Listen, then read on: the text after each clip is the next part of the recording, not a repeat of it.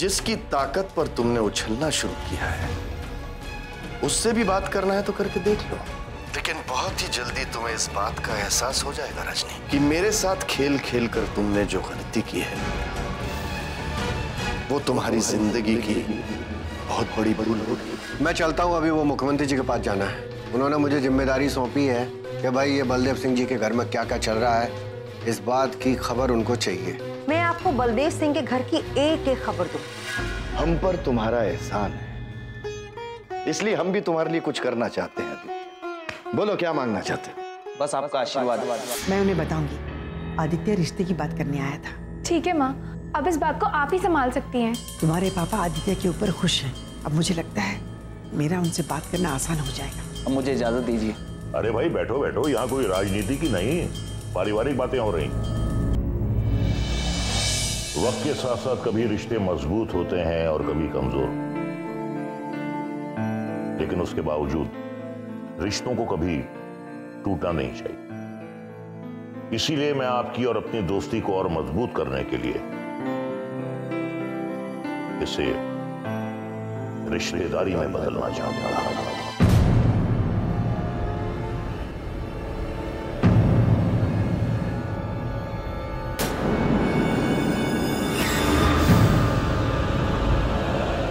कुछ समझा नहीं आचार्य।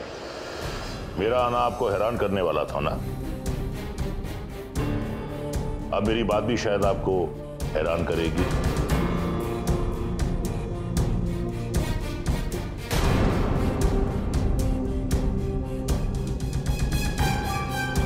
मैं आपकी और अपनी इस दोस्ती को मजबूत करने के लिए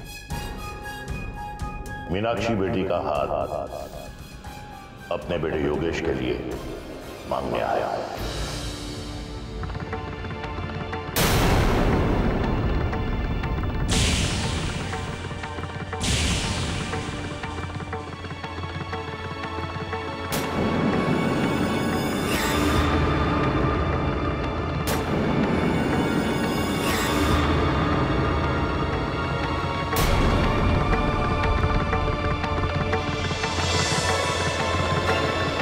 बलदेव जी, मैं इसी विश्वास के साथ आया हूं कि इस रिश्ते से आपको कोई एतराज नहीं होगा। फिर भी अगर इस बारे में आप सोचना चाहें तो बिल्कुल सोचिए, टेक योर ओन टाइम। मेरे लिए इससे बड़ी खुशी की बात और क्या होगी कि आप मेरी बेटी का रिश्ता मांगने आए हैं।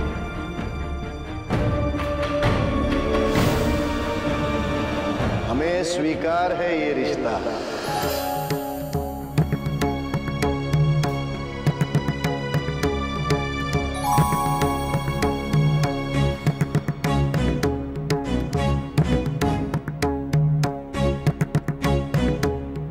बात गले लग जाइए। आइए ना आचार्य जी।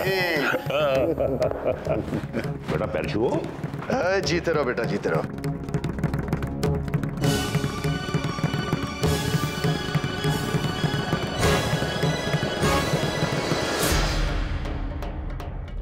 रिश्तों को कभी टूटना नहीं चाहिए, इसीलिए मैं आपकी और अपनी दोस्ती को और मजबूत करने के लिए इसे रिश्तेदारी में बदलना चाहूंगा। मीनाक्षी बेटी का हाथ अपने बेटे योगेश के लिए मांगने आया। आचार्य जी, मेरे लिए इससे बड़ी खुशी की बात और क्या होगी कि आप मेरी बेटी का रिश्ता मांगने आए। हमें स्वीकार है ये रिश्ता। ये हुई ना बात, गले लग जाइए। आइए ना आचार्य जी। आचार्य जी रिश्ते का प्रस्ताव लेकर आए और पापा एकदम मान गए। मुझसे पूछने की जरूरत तक नहीं समझी। और आदित्य भी वहीं खड़ा था, पता नहीं क्या सोच रहा होगा वो। आज वो हमारे रिश्ते की बात करने आया था और उसी के सामने मेरी शादी तय हो गई। पता नहीं क्या सोच रहा होगा आदित्य। और मैं भी तो कुछ नहीं कह पाई वहां पर। लेकिन मैं मर जाऊं, लेकिन मैं ये शादी नहीं करूंगी।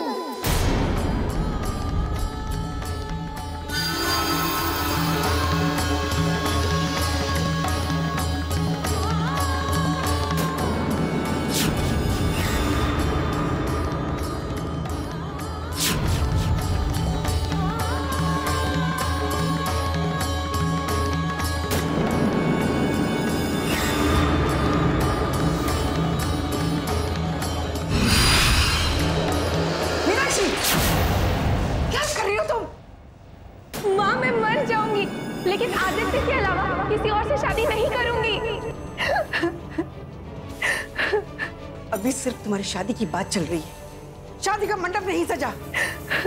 जो अपनी कलाई काटने चली हो तुम। नहीं माँ, अभी शादी की बात ही नहीं चली है माँ।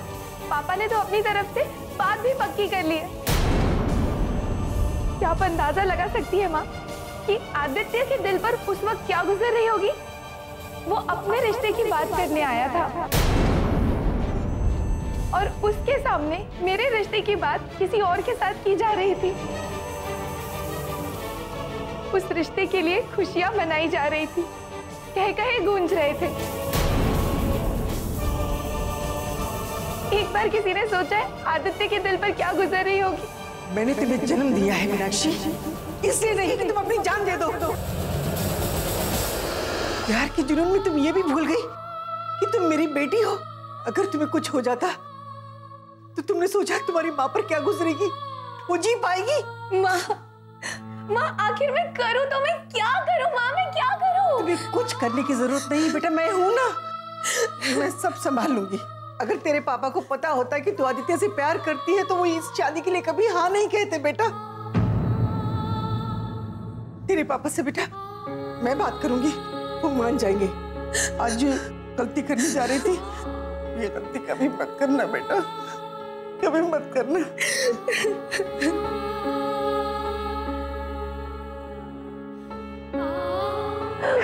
बात करो बलदेव जी, मैं समझता हूं कि हमारे इस रिश्ते से हमारी पार्टी का भी बहुत भला होगा। हम तो एक हो ही रहे हैं, इसके साथ साथ हम दोनों के समर्थक पार्टी के लिए एकजुट होकर काम करें। बिल्कुल ठीक कहा आपने आचार्य जी। राजनीति में बने रहने के लिए चर्चे में भी रहना बहुत जरूरी होता है।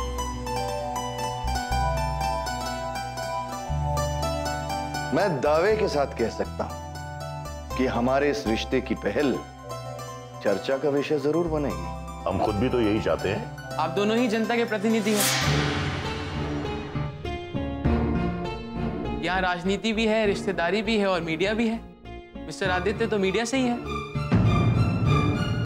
तो जब मीडिया में खबर जाएगी तो वो चर्चा का विषय तो बन ही जाएगी ना। हाँ बेटा, तुम बिल्कुल ठीक कह रहे हो। आदित्य, तुम उदास क्यों नजर आ रहे हो? अरे किस सोच में पड़े हो? भाई ये हमारे लिए तो बहुत खुशी की बात है कि हमारे घर की बेटी आचार्य जी के घर की बहू बनने वाली है। जी, तुमने मुश्किलों में साथ दिया है हमारा, और जो सुख दुख में साथ दे वही अपना कहलाता है। जी। अरे जी जी क्या कर रहे हो भाई? तुम बलदेव जी से इतने सालों से जुड़े हुए हो और जानते हो ये खबर तुम्हारे चैनल के लिए एक ब्रेकिंग न्यूज हो सकती है। हाँ भाई, ये खबर तो ब्रेकिंग न्यूज बननी ही चाहिए आदित्य। आज सबको पता चल जाना चाहिए कि हमारे और आचार्य जी के बीच सबसे बड़ा रिश्ता जुड़ने वाला है। ठीक है, मैं देखता हूं इस खबर को कितनी बड़ी खबर बनाई जा सकती है।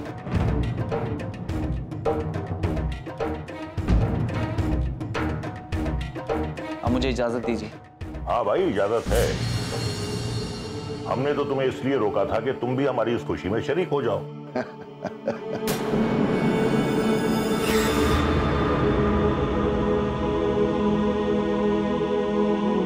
ठीक है सर, अब मैं चलता हूं। ठीक है।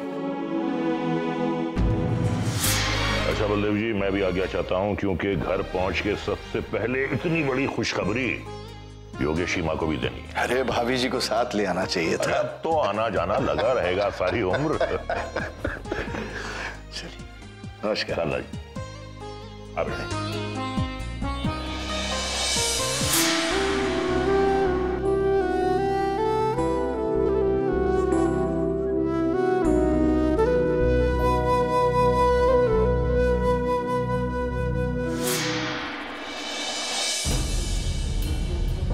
बलदेव सिंह के जेल से छूटकर आने के बाद मामला मेरे लिए भी बिगड़ने लगा है।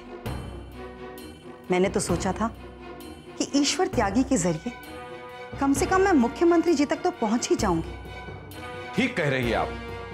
वैसे त्यागी जी आपके लिए कर भी क्या सकते हैं? शांतिलाल जी, त्यागी जी ये जानना चाहते हैं कि बलदेव सिंह के घर में क्या कुछ चल रहा है। उन्हें बलदेव सिंह के घर की एक एक खबर चाहिए, और मैं ये पक्के तौर पर कह सकती हूँ कि वो ये खबर अपने लिए नहीं बल्कि मुख्यमंत्री जी के लिए हासिल करना चाहते हैं।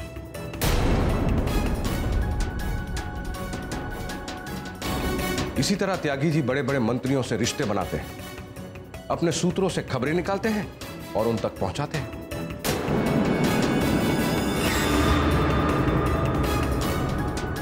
आचार्य जी से मेल मुलाकातों की वजह से मुख्यमंत्री जी परेशान तो जरूर होंगे। वो ये जरूर जानना चाहते होंगे कि जेल से छूटने के बाद बलदेव सिंह आखिर करना क्या चाहते हैं। शायद इसीलिए मुख्यमंत्री जी बलदेव सिंह के घर की एक एक खबर जानना चाहते हो। अगर इतनी ही समझदारी आप में है तो आपको त्यागी जी के पीछे भागने की जरूरत क्या है? इसीलिए मैं ये सोच रही हूं कि बलदेव सिंह के घर की सारी खबरें क्यों ना मैं मुख्यमंत्री जी तक सीधे पहुंचाऊं। सोर्स मेरे हैं, वहां से खबरें निकालने की कोशिशें भी मेरी हैं, और इसका फायदा उठाएंगे त्यागी जी। इसीलिए मैं ये सोच रही हूं कि मैं अब सीधे मुख्यमंत्री जी से बात करूं। ठीक है, आप मुख्यमंत्री जी से बात कर लीजिए, लेकिन मैं तो यही चाहूंगा कि जब आप मुख्यमंत्री तक पहुंचे तब आपके पास बलदेव सिंह के घर की ऐसी धमाकेदार खबर होनी चाहिए कि जिसे सुनकर मुख्यमंत्री जी के होश उड़ जाए।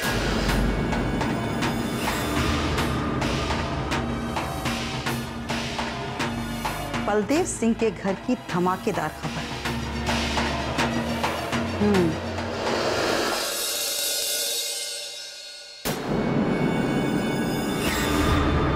क्या बकवास कर रही हो तुम? तुम क्या कहना चाहती हो कि आचार्य जी जो एक रिश्ते की बात लेकर घर पे आए थे, उन्हें पहले मैं खामोश करता, फिर तुम्हारे पास आके तुम्हारी बात सुनता और फिर उन्हें जाके कहता कि बात शुरू कीजिए? मेरी बात नहीं तो कम से कम मीनाक्षी की तो मर्जी पूछ लेते, वो इस रिश्ते से खुश है या नहीं। उसकी कोई जरूरत नहीं है। मैंने उसका रिश्ता किसी हेरे गेरे के साथ तय नहीं किया। उसका रिश्ता आचार्य जी के बेटे योगेश के साथ तय किया है। वो आचार्य जी जो जनता जनार्दन के अध्यक्ष हैं। लेकिन मीनाक्षी भी तो कोई मर्जी हो सकती है। ये जानना जरूरी नहीं है कि उसके दिल में क्या है। तुम्हारी इन्हीं बातों ने बच्चों को इतना बोलने की शय दे दी है। आप इस बात को समझना क्यों नहीं चाहते? बच्चे जब बड़े हो जाते हैं तो उन पर हुक्म नहीं चला जा सकता, और आपने बिना सोचे समझे इस रिश्ते के लिए हाँ कह दिया। हाँ, क्योंकि मुझे लगा कि इससे अच्छा रिश्ता कोई हो ही नहीं सकता।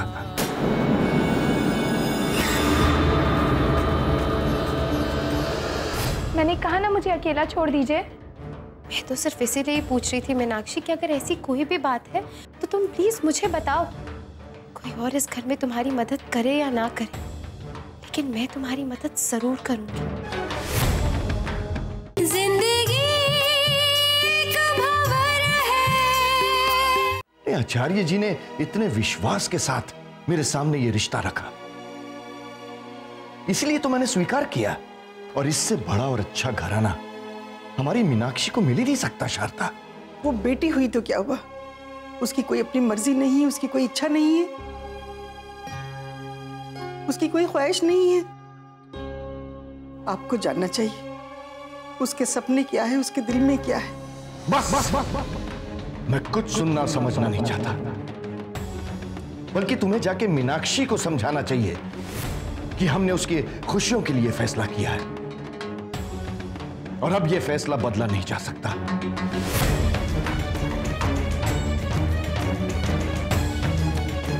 तुम्हें अच्छी तरह से मालूम है शारदा, अगर कोई मेरे फैसले पर उंगली उठाए तो मुझे जरा भी पसंद नहीं।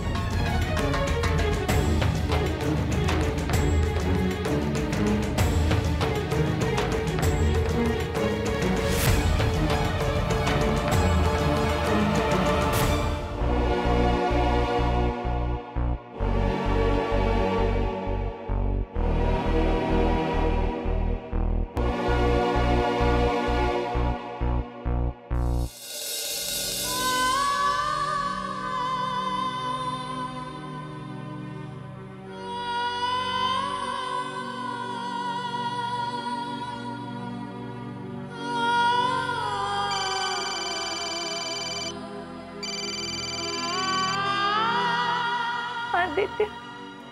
हमारे प्यार पर कौन सी बिजली गिरी है मीनाक्षी?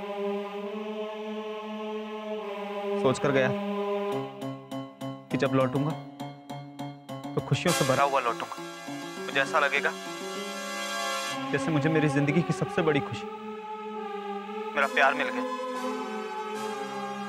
मुझे लग रहा था कि जब मैं तुम्हारे पापा के सामने अपने प्यार की बात रखूंगा तो इनकार नहीं कर पाएंगे।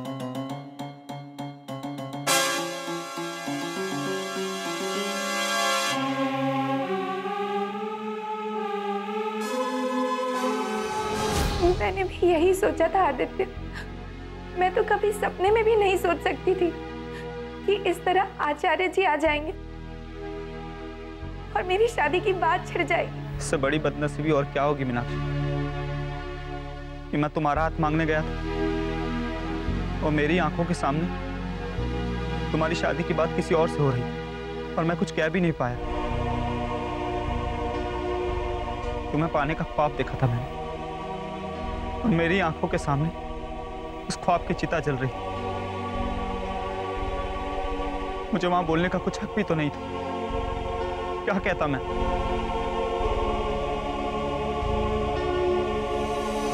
नहीं आदित्य, तुम कुछ नहीं बोल पाए, मैं भी कुछ नहीं बोल पाई, लेकिन इस तरह सर झुकाकर मैं इस फैसले को नहीं मानूंगी।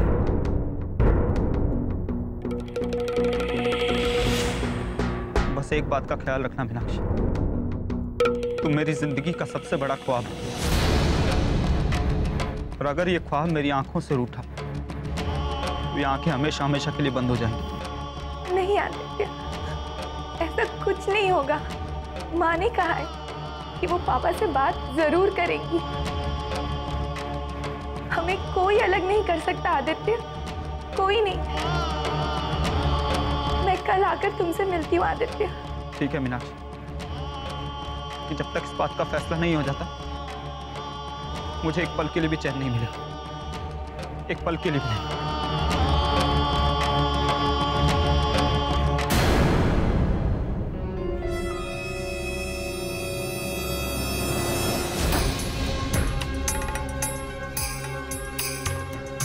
मीनाक्षी, क्या बात है?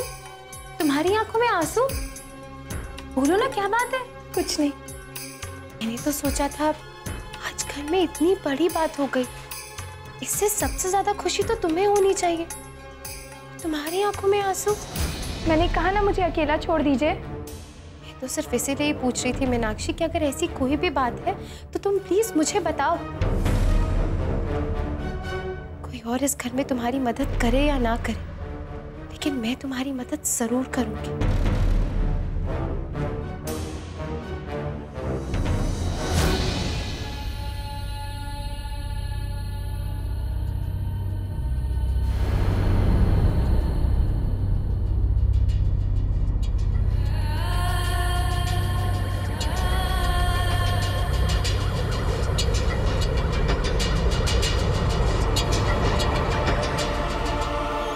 आप ऐसा करिए, कल सुबह 11 बजे आ जाइए, लेकिन जितनी भी जानकारी है वो सब मुझे चाहिए। जी, बहुत बहुत धन्यवाद मंत्री जी। धन्यवाद। जिंदगी एक भंवर है। ये तुम क्या कह रही हो सोनाली? आचार्य जी का और बलदेव सिंह का रिश्ता इतना आगे बढ़ गया कि दोनों रिश्ता जोड़ने का सोच रहे हैं क्या? मीनाक्षी इस रिश्ते से खुश नहीं है? ठीक है, तो मुझे फुर्सत से फोन करना, फिर बात करती हूँ। बाय।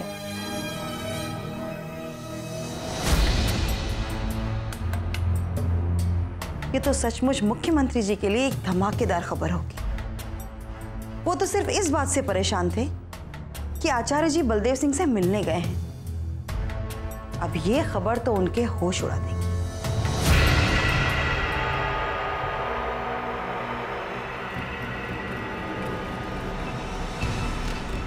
हेलो।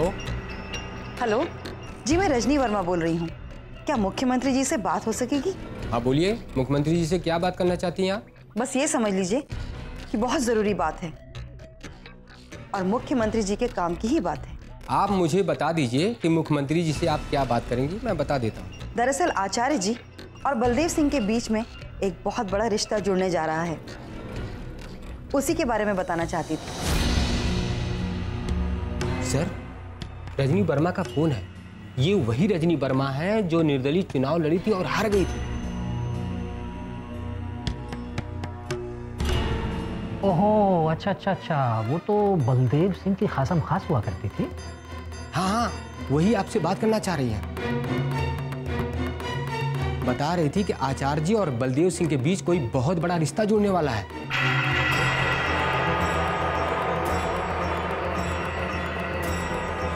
खबर तो हमारे काम की है। लीजिए रजनी जी, मंत्री जी आपसे बात करेंगे।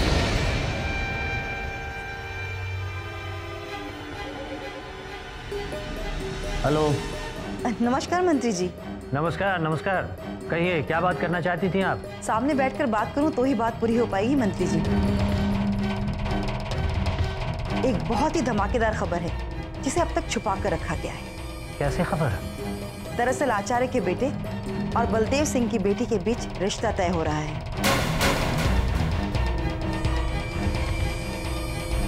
ये क्या कह रही हैं आप? ये कैसे हो सकता है? ये हो चुका है मंत्री जी। इसी विषय पर बात करने के लिए मैं आपसे मिलना चाहती हूँ। ठीक है, आप ऐसा करिए, कल सुबह 11 बजे आ जाइए। लेकिन जितनी भी जानकारी है वो सब मुझे चाहिए। जी, बहुत बहुत धन्यवाद मंत्री जी। धन्यवाद।